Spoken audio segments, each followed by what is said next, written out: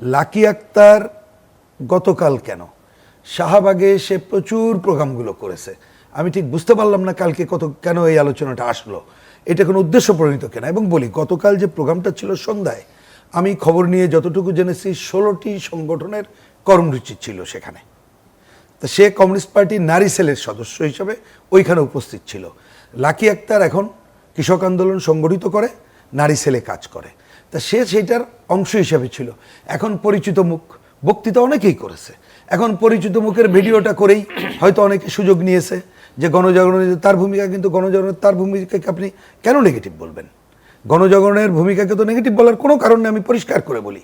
এই কারণ যে স্বতঃস্ফূর্ত আন্দোলন, যুদ্ধপরাধীদের বিচার চাওয়া হয়েছে। আপনি বাংলাদেশে বলেন মুক্তিযুদ্ধের পক্ষের কে এই বিচার চায়নি? অভিযুক্ত কোনটাকে করতে পারি? যে ওইখানকার যারা ছিল এটাকে ব্যবহার করে চাঁদাবাজি করেছে, ক্ষমতাসীনদের দালালি করেছে বা ফ্যাসিবাদ রক্ষায় কাজ করেছে, এরকম কোনো প্রমাণ কি কেউ করতে পারবে? কেউ কিন্তু করতে পারবে না। বরঞ্চ এইখানে আসছে অনেক সময় কাউন্টার পুশ করা হচ্ছে, শাহবাগ এবং শাপলা চত্বর।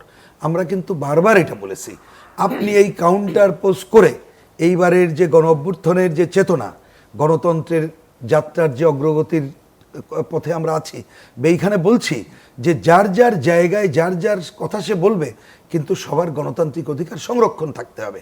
সেইটাকে বরঞ্চ প্রশ্নবিদ্ধ করেই নতুন ধরনের সংকটের দিকে নিয়ে যাওয়া হবে বলে দেশকে আমি মনে করছি।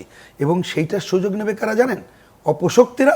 প্রশ্নবিদ্ধ হবে কিন্তু গণ অভ্যুত্থান। সেইটা আমার মনে হয় করতে দেওয়া মোটেই উচিত হবে না। সুতরাং এইখানে আমি তো তার বিরুদ্ধে সুনির্দিষ্ট যদি কোনো অভিযোগ থাকে বলুক, তখন নিশ্চয়ই আমরা বিবেচনা করব। যে কারোর বিরুদ্ধে, যে কোনো দল, আমার ধারণা সুনির্দিষ্ট অভিযোগ থাকলে বিবেচনা করতে পারবো।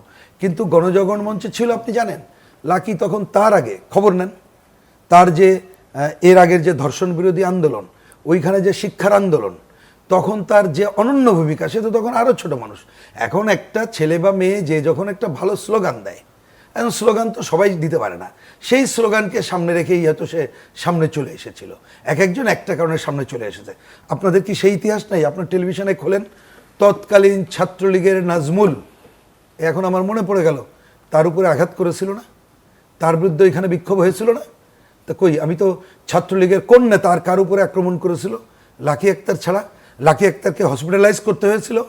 আমার মনে আছে, এইটা শোনার পরে একটা গভীর রাতে, আমার বাসাটা যেহেতু কাছে আমার রাতেই ছুটে যেতে হয়েছিল ওইখানে হসপিটালের এরকমের। তা তখন ছাত্রলীগ দিয়েও তথ্যাচারিত হতো, কারণ ছাত্রলীগ তখন মনে করেছিল তারা একটা দখলদারিত্ব কায়েম করবে। কেন বিতর্ক হচ্ছে সেটি নিয়ে আমরা আসলে লম্বা সময় ধরে পুরো পর্ব জুড়ে আসলে সেই বিষয় নিয়ে তাহলে আমাদের কথা বলতে হবে। বিচার প্রক্রিয়া, এর পরবর্তীতে যে বিচার প্রক্রিয়া, সেটিকে তারা কিভাবে প্রভাবিত করেছে এবং কতখানি ন্যায় বিচার প্রতিষ্ঠা হয়েছে, সেই বিষয়গুলো নিয়ে অনেক বিতর্ক আছে।